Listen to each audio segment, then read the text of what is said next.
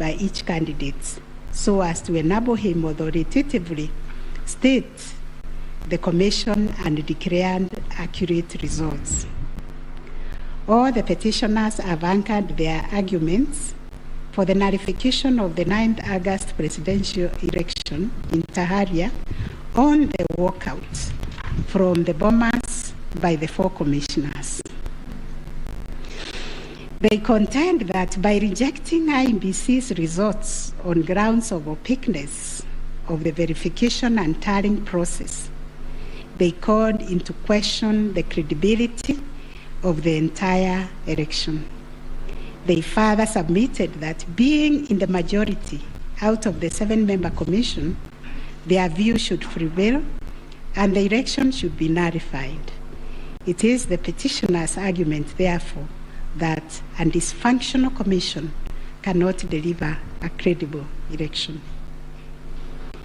We note that apart from their 11th hour denunciation of the verification and tallying process and their averments regarding the conduct of the chairperson, the 4 commissioners have not placed before this court any information or documents showing that the elections were either compromised or that the result would have substantially differed from that declared by the chairperson. Critically, they have not explained why they participated in a verification process when they knew that it was opaque up until the last minute. Indeed, at the Serena Hotel press briefing, the 4 commissioners acknowledged that thus far the entire election had been managed efficiently and credibly. The chairperson on his part did not make matters any better by maintaining a stoic silence, even as things appeared to be falling apart. All this, in our view, points to a serious malaise in the governance of an institution entrusted with one of the monumental tasks of midwifing our democracy, an institution that obviously needs far-reaching reforms, of which we shall say more in our detailed reasons.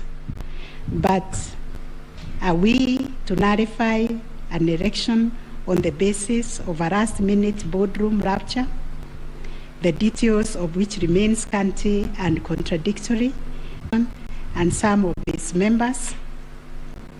In the absence of any evidence of violation of the Constitution and our electoral laws, how can we upset an election in which the people are participating without hindrance, as they made their political choices pursuant to Article 38 of the Constitution? To do this would be tantamount to subjecting the sovereign will of the Kenyan people to the quorum antics of IEBC.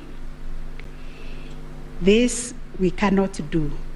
Clearly, the current dysfunctionality at the Commission impugns the state of its corporate governance, but does not affect the